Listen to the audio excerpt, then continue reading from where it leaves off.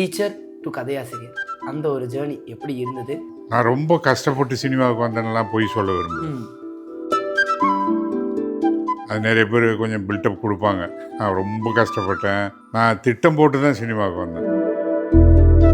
நான் ஆவரேஜான படிப்பாளி தான், சுமாரான படிப்பு. நிறைய இந்த லைப்ரரி புக்ஸ்லாம் நான் திருச்செங்கோடு லைப்ரரியில் நிறைய படிக்க ஆரம்பிச்சேன். எங்களுக்கு திருச்செங்கோடில் கடை இருந்தது. கிட்டத்தட்ட நான் ஸ்கூல் படிப்பு முடிக்கிறதுக்குள்ளே ஒரு முக்கால்வாசி நாவல்களை நான் படித்து முடிச்சிட்டேன். ஒரு ஸ்டேஜுக்கு அப்புறம் என்னன்னா, அந்த கதை எங்கே போய் முடியும்னு சொல்கிற அளவுக்கு. அப்புறம் அது காரணம் எங்கள் அப்பாவும் திராவிட சிந்தனை உள்ள இருக்கிறதுனால அந்த நேரத்தில் இருந்த அண்ணாவனுடைய திராவிட இலக்கியங்கள்லாம் அப்போ நிறைய வந்துட்டு இருந்தது. நிறைய அண்ணா ஒருத்தர் தான் எனக்கு தெரிஞ்சு இந்தியாவில் இருக்கிற கட்சிகள்லேயே தனக்கு ஈக்குவலாகவே பேசுறதுக்கு திறமை உள்ளவங்களை வளர்த்த எனக்கு தெரிஞ்சு ஒரே தலைவர் அண்ணா தலைவர் தான்.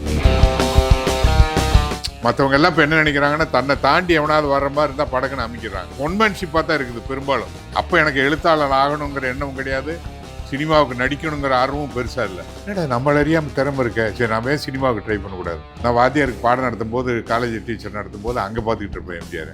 அவர் கலர் என்ன, அவர் கிராப் என்ன, சீப் என்ன, நீ என்ன கிராமத்தான் உனக்கு இந்த ஆசையானு இதை கிண்டல் கூட அடிப்பாங்க. ஃபோட்டோ எடுத்துகிட்டு போய் நின்று அங்கே சான்ஸ் தேட போனோம்னாக்க நம்ம அவமானப்படுத்தப்படுவோம். சிவகுமாரையும் பார்த்தேன். அவர் சொன்னார், நான் கவண்டங்கிறதுக்காகவோ நம்ம ஊருக்காரங்கிறதுக்காகலாம் நான் வாய்ப்பு தர முடியாது. அவர் உன்னோட திறமையை நீ வளர்த்துக்க, திறமை இருந்ததுன்னா வேணா நான் அடையாளம் காட்டுறேன். அதுதான் ரோசா பூர்வக்காரி. அந்த படத்துக்காக நான் பாடுபட்டது தான் என்னை இன்னைக்கு வரைக்கும் சினிமா உலகத்தில் நிலைநிறுத்தி வச்சது.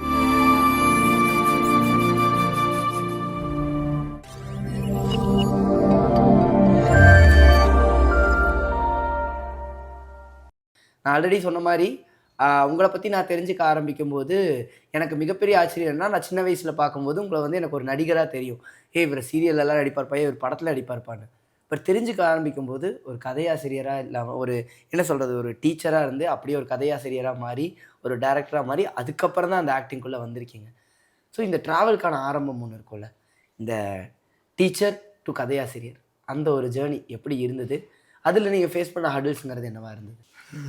பெரும்பாலும் நான் ரொம்ப கஷ்டப்பட்டு சினிமாவுக்கு வந்தேன்னெல்லாம் போய் சொல்ல விரும்புகிறேன். அது நிறைய பேர் கொஞ்சம் பில்டப் கொடுப்பாங்க.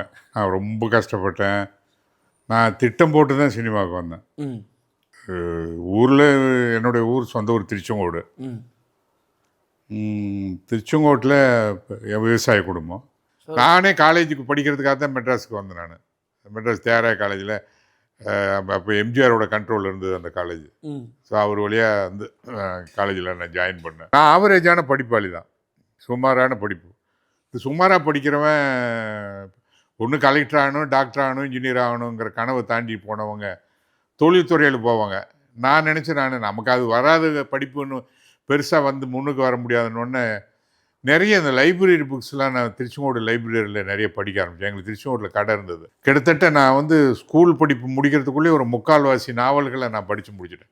இப்போ எனக்கெல்லாம் அப்போவே ஒரு கதை ஆரம்பிக்கிறப்ப படித்தாலே ஒரு ஸ்டேஜுக்கு அப்புறம் என்னென்னா, அந்த கதை எங்கே போய் முடியும்னு சொல்கிற அளவுக்கு ஒரு என்னுடைய அறியாமலே அது ஒரு ஹேபிட் வந்துச்சு. இப்போ நிறைய புக்குகள் நாவல்கள் படித்ததுனால கதை எங்கே ஆரம்பிச்சாலும் அது போய் முடிகிற இடம் இதுவாக தான் இருக்குன்னு ஒரு 90% நான் கணிக்கிற அளவுக்கு என்னை அறியாமல் அது டெவலப் ஆகி போச்சு. அப்புறம் அது காரணம் எங்கள் அப்பாவும் திராவிட சிந்தனை உள்ள இருக்கிறதுனால அந்த நேரத்தில் இருந்த அண்ணாவனுடைய திராவிட நாட்டில் வந்த தம்பிக்குன்னு எழுதின கடிதங்கள், திராவிட இலக்கியங்கள்லாம் அப்போ நிறைய வந்துட்டு இருந்தது. நிறைய அண்ணா ஒருத்தர் தான் எனக்கு தெரிஞ்சு இந்தியாவில் இருக்கிற கட்சிகள்லேயே தனக்கு ஈக்குவலாகவே பேசுறதுக்கு திறமை உள்ளவங்களை வளர்த்த எனக்கு தெரிஞ்சு ஒரே தலைவர் அண்ணா ஒன்று தான். மற்றவங்க எல்லாம் இப்போ என்ன நினைக்கிறாங்கன்னா, தன்னை தாண்டி எவனாவது வர்ற மாதிரி இருந்தால் படக்குன்னு அமைக்கிறாங்க அல்லது வெளியேற்றிடுறாங்க. அது மாமூலாக நடக்குது. ஒன்மேன்ஷிப்பாக தான் இருக்குது பெரும்பாலும். பெரும்பாலான கட்சிகள் ஒன்மேன்ஷிப்பாக இருக்குது. அப்போ அப்படி இல்லை, அவரு தான் ஒருத்தருக்கு எல்லாத்தையும் வளர்த்து விட்டார். அப்போ எனக்கு எழுத்தாளர் ஆகணுங்கிற எண்ணமும் கிடையாது, சினிமாவுக்கு நடிக்கணுங்கிற ஆர்வமும் பெருசாக இல்லை. படித்தா சரி, சுமாராக படித்தான். அப்புறம் சரி அங்கே இருக்கிற திருச்சி, சேலம் அங்கெல்லாம் காலேஜில் இடம் கிடைக்கலன்னு மெட்ராஸுக்கு எம்ஜிஆர் நடத்துகிறாரு அப்படின்னு அப்பா திமுகவில் இருக்க அவர் கந்தப்பண்ணு அவர் எம்பியாக இருந்தார். அவர் ஜெம் வீரமணியோட மாமா. அவரை பிடிச்சி அப்புறம் அப்படியே நாங்கள் எம்ஜிஆர் வழியாக சேர்ந்து தியாகராய காலேஜில் அப்படி சேர்ந்தோடனே எனக்கு தாட் வந்துடுச்சு, சரி நம்ம ஏன் வந்து நாடகங்கள்லாம் அங்கே காலேஜில் போடுறதெல்லாம் பார்த்தாக்கா ரொம்ப சிறப்பாக நமக்கு பெரிய பேர் வந்தது. என்னடா நம்மள அறியாமல் திறமை இருக்க, சரி நம்ம ஏன் சினிமாவுக்கு ட்ரை பண்ணக்கூடாது. அது இது எம்ஜிஆர் ஆரம்பிச்ச எம்ஜிஆரோட கண்ட்ரோல் இருக்கிற காலேஜ். அவரோட ஃபோட்டோலாம் அங்கே மாட்டி வச்சுருப்பாங்க. நான் வாத்தியாருக்கு பாடம் நடத்தும்போது காலேஜ் டீச்சர் நடத்தும்போது அங்கே பார்த்துக்கிட்டு இருப்பேன் எம்ஜிஆரை. ஏன்னா அவர் கிண்டல் கூட அடிப்பார். ஏன்னா டேய் எம்ஜிஆரை பார்த்து எம்ஜிஆர் மாதிரி ஆக முடியாது. அவர் கலர் என்ன, அவர் கிராப் என்ன, ஷேப் என்ன, நீ என்ன கிராமத்தான் உனக்கு இந்த ஆசையான்னு கிண்டல் கூட அடிப்பாங்க. ஸோ இருந்தாலும் கூட சினிமாவுக்கு வரணும்னு ஒரு எண்ணம் எனக்கு வந்துடுச்சு. என்னவா வரப்போகிறேன்னு இல்லை, அப்போ கொஞ்சம் நடிக்கிற எண்ணம் தான் இருந்தது. அப்புறம் காலேஜ் முடிச்ச உடனே ஒரு சரி நம்ம சென்னை விட்டு போகக்கூடாது, இங்கே இருந்து சினிமாவுக்கு ட்ரை பண்ணுவோம் அப்படிங்கிறப்போ, ஆனாலும் கேட்டு போய் நின்று ஃபோட்டோ எடுத்துகிட்டு போய் நின்று அங்கே சான்ஸ் தேட போனோம்னாக்க நம்ம அவமானப்படுத்தப்படுவோம் அப்படிங்கிற தன்மானத்தில் என்ன பண்ணணும்னா, நம்ம அப்பாகிட்டையும் காசு வாங்கக்கூடாது, பணம் வாங்கக்கூடாது. படிக்க வச்சார் அதோட சரி, நம்ம அதுக்கு மேலே அவரை தொந்தரவு பண்ண வேணாம் அப்படின்னு அங்கே அந்த அந்த காலேஜ்லேயே ஒரு டீச்சர் போஸ்ட் கிடைச்சது. ஓகே. பிஎஸ்சி முடிஞ்சது. அது அன்ட்ரெயின் டீச்சராக ஜாயின் பண்ணு. மாதம் கண்டா சம்பளம், ஒன்றும் சம்பள செலவுக்கு ஒன்றும் பிரச்சனை இல்லை. வாத்தியார் வேலைங்கிறதுனால ஈஸியாகவும் வந்து டைம் நிறைய கிடைச்சது. கல்யாணம் பண்ணுறதுனாலும் கூட நம்ம வாத்தியார் வேலைக்குன்னு தான் பொண்ணு கொடுப்பான். சினிமாவுக்கு ட்ரை பண்ணுறேன்னு சொன்னால், இன்னும் சொல்ல போனால் நான் பொண்ணு பார்க்க போகும்போது அந்த புரோக்கரே சொல்லுவான், தயவு செஞ்சு இந்த நாடகம் கேடு, அப்போ நாடகம் எழுத ஆரம்பிச்சிட்டேன் நான். இந்த நாடகம் கேடு எழுதுகிறேன், சினிமாவுக்கு ட்ரை பண்ணுறேன்னு சொல்லிடாது தம்பி, உன்னை வாத்தியார் வேலை பார்க்குற, அப்பா வந்து விவசாயம் பண்ணுறாரு, கொஞ்சம் ஊரில் தலைவராகவும் கலைவராகவும் இருக்கார், பஞ்சாயத்து தலைவர், அப்படி தான் சொல்லி பொண்ணு கேட்பனே தவிர, ஏன்னா அவங்ககிட்ட சொல்லிட்டேன் நான் நாடகம்லாம் எழுதிக்கிட்டு இருக்கேன், சினிமாவுக்கு ட்ரை பண்ணிக்கிட்டு இருக்கேன்னு புரோக்கர்கிட்ட சொன்னதுனால அதை தயவு செஞ்சு சொல்லிடாதேன்ட்டான். நானும் அதை சொல்லவே இல்லை கடைசி வரைக்கும். ஸோ அதை ஏன்னா அப்புறம் ட்ரை தானே பண்ணிட்டு இருப்பேன். கௌரவத்துக்கு வாத்தியார் வேலை, இப்போ நம்ம பொண்ணை வச்சு காப்பாற்றுவான், அடிப்படை சொத்து இருக்குது, இது அதனால் போதுன்னு தான் அப்படித்தான் பொண்ணு கொடுத்தாங்க. ஸோ நான் வாத்தியார் வேலை ஆகணும்னு கல்யாணம் பண்ணேன். கல்யாணம் பண்ணிவிட்டு நாடகங்கள் எழுத ஆரம்பிக்கணும்னு முடிவு பண்ணேன். சினிமாவுக்கு வர்றதுக்கு முந்தி எங்கேயும் போய் சான்ஸ் கேட்கக்கூடாது. நம்ம அந்த அந்த ஏன்னா எங்கே போனாலும் அப்புறம் வான்னு சொல்லுவாள், நான் ஃபோட்டோ கொடுத்துட்டு போமா, நடிக்கிறதா இருந்தால் ஃபோட்டோ கொடுத்துட்டு போமா, கதையாக இருந்தால் பெரிய ஃபேமஸாக இருந்தால் கேட்பாங்க, இல்லைன்னா கேட்பாங்களான்னு சொல்ல முடியாது. ஸோ அதனால் நான் என்ன பண்ணேன்னா நாடகம் எழுதுவோம் அப்படின்னு நாடகங்கள்லாம் பார்த்தேன். நான் சென்னையில் இருக்கிற நாடகங்கள், விசு, வெங்கட், மௌலி, நம்ம இவர் மனோகர், சோ எல்லாம் நாடக உலகம் ரொம்ப ஃபேமஸாக இருந்தது, சபா நாடகங்கள். அதை பார்த்துக்கிட்டே இருக்கும்போது சரி ஓகே நமக்கு எழுது கூட வரும் போல் இருக்குன்னு சொல்லிட்டு லைப்ரரிக்கு போய் உட்காந்து எழுத ஆரம்பித்து பார்த்தேன். நிறைய புக்குகள் படித்தேன். அமெரிக்கன் கான்சுலேட்டு, இதான் நம்ம தகுதிப்படுத்திக்கணும்னு முதல்ல முடிவு பண்ணேன். நம்ம வாத்தியார் வேலை இருக்குது, திறமை இல்லாமல் முன்னுக்கு வர்றதுன்னா வந்து நிலைச்சி நிற்க முடியாது. படிப்பறிவு படித்ததுனால அந்த நாலேஜ்லேயே நான் முடிவு பண்ணிட்டேன். லாங் ஸ்டாண்டிங்காக ஒருத்தன் ஃபீல்டில் நிற்கணும்னா அடிப்படை தகுதியும் திறமையும் வளர்த்துக்காம ஆர்வ கோளாறுலையோ அதிர்ஷ்டம் இருக்கணுமோ அலையிறவன் நிலைச்சி நிற்காது. திறமை இருந்ததுன்னா அதிர்ஷ்டம் குறைஞ்சாலும் கூட அந்த திறமையை வச்சுக்கிட்டு அந்த பாதிக்கு பாதியாவது அந்த திறமை இருக்கும். அதனால் இந்த நாடகங்களும் பார்த்துக்கிட்டு லைப்ரரியை அலைஞ்சு உலக இலக்கியங்கள், உலக சினிமாக்கள் அது எல்லாத்தையும் கொஞ்சம் ஸ்டடி பண்ணேன் நான். அப்படி ஸ்டடி பண்ணிட்டு மெட்ராஸ் யூனிவர்சிட்டி லைப்ரரியில் காலையில் 8 மணிலேருந்து 8 மணி வரைக்கும் அது திறந்துருப்பாங்க. ஐ வாஸ் இன் ட்ரிபிளிகேனில் இருந்துக்கிட்டு டெய்லி காலையில் அங்கே போயிடுவேன். அது லைப்ரரியில் உட்காருவேன், இல்லைன்னா அந்த செனட் ஹால்ன்ட்டு அங்கே உட்காந்து எழுத ஆரம்பிப்பேன். செந்தாமரைன்னு ஒருத்தருக்கு தான் முதல்ல ஒரு நாடகம் எழுதினேன். இது 3 முகத்தில் வில்லன் அவர் வரல, ரொம்ப அவர் ரொம்ப ஃபேமஸானவர் ரஜினி படத்தில். அவர் தான் என்னை ஃபஸ்ட்டு அறிமுகப்படுத்தினார். அப்புறம் சின்னப்பா தேவருக்கு வந்து யாரோ ஒரு பையன் நாடகம் எழுதியிருக்கான்னு செந்தாமரைட்டு கேட்டு என்னை கதை சொல்கிறதுக்கு வர சொன்னாங்க.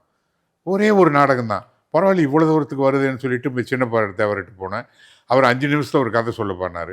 ஒரு 1.5 மணி நேரம் சொன்னேன். நீ என்ன கோயம்புத்தூர் கவுண்டனா அப்படின்னாரு.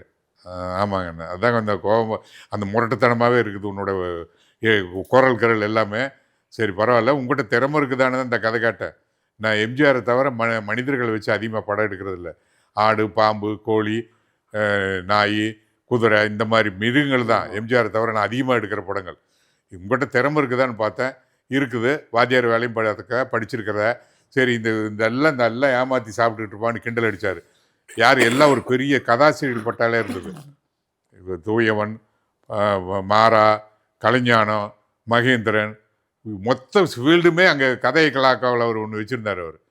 அவர் கோயம்புத்தூர்லேருந்து ஒரு லேபர் தொழிலாளியாக, மில் தொழிலாளியாக இருந்து வந்து கூட அவர் வெற்றி பெற்றது காரணமே வந்து ஒரு பெரிய கதை இலாக்கா வச்சுருந்தது தான்.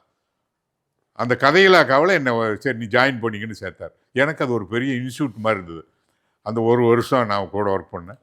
அப்புறம் அவர் தோயவன் சொன்னார், தம்பி காசு இங்கே வரும், வாத்தியார் வேலை இருக்குது, இதையே நம்பிக்கிட்டு இருக்காது. நான் போட்டிக்கு நீங்கள் இருக்கீங்கிறதுக்காக சொல்லலை, ஒரு நல்ல நாடகங்களை தொடர்ந்து எழுது. சிவகுமாரையும் பார்த்தேன், அவர் சொன்னார், நான் கவண்டங்கிறதுக்காகவோ நம்ம ஊருக்காரங்கிறதுக்காகலாம் நான் வாய்ப்பு தர முடியாது. ஏன்னா பெத்த பசங்களே அப்படி தான் வளர்த்தார் அவர். அவர் உன்னோட திறமையை நீ வளர்த்துக்க, திறமை இருந்ததுன்னா அவன் என்ன அடையாளம் காட்டினார். நான் அப்புறம் மேஜர் சுந்தரராஜனுக்கு நாடகம் எழுதினேன், செந்தாமரைக்கு அடுத்து. செந்தாமரையோட அவர் சபாவில் ரொம்ப ஃபேமஸ்ஸு. அவர் படங்கள் வந்து அவருக்கு நாடகங்கள் வந்து படங்களாகவும் போயிருக்குது. ஆமாம். அதனால சரி அவருக்குன்னு எழுதுனது தான் நாடகம், 2 நாடகம். அவர் 100 படத்துக்கு எவ்வளோ பேர் போட்டி போடுவாங்க. இந்த உங்கள்கிட்ட திறமை இருக்குது, அந்த நம்பிக்கை இருக்குது அப்படின்னு சொல்லிட்டு 100வது படத்தை தூக்கி என்கிட்ட கொடுத்தாரு. அதுதான் ரோசா பருவக்காரி.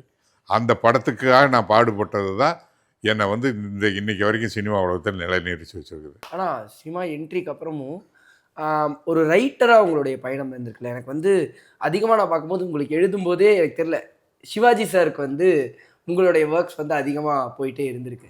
சிவாஜி சாருக்கும் உங்களுக்குமான பயணம், சிவாஜி சார் உங்களுக்கு கொடுத்த ஒரு என்ன சொல்கிறது மிகப்பெரிய ஒரு கிரெடிட்ஸாக இருக்கட்டும், இல்லை வந்து ஒரு பாராட்டாக இருக்கட்டும், அது என்னவா இருந்தது? சிவாஜியை வந்து கல்தூன் தான் அது. அவர் 5-6 தடவை அந்த நாடகத்தை பார்த்தார். ஓகே. மேஜர் அவருக்கு ஃப்ரெண்டாக இருக்கிற காரணத்தினாலையும், இது படம் பண்ணுறதுன்னு முடிவு பண்ணதுனாலையும் அவர் ஒரு 5-6 தடவை படம் பார்த்தார். அது நாடகத்தில் கைதட்டின வசனங்களை மேஜர் தான் அந்த படத்தை டைரக்ட் பண்ணார். அவர் விட்டுட்டாலும் கூட என்னை கூப்பிட்டு ஏதோ இந்த இடத்துல இன்னொரு டைலாக் இருந்ததுன்னாரு. உதாரணமாக, நான் ஒரே கல்லில் அடித்து செதுக்கின தூண், கல் தூண், இதை நீ உடைக்க முடியுமே தவிர வளையாதரா உனக்கு அப்படின்னு பெத்த பையன்கிட்ட சவால் விடுவார். இது நல்லா இருக்கே, இது ஏன் மேஜர் அவர் மேஜர் கூப்பிட்டு ஏன்ப்பா அந்த டைலாக் எடுத்துட்டாரு.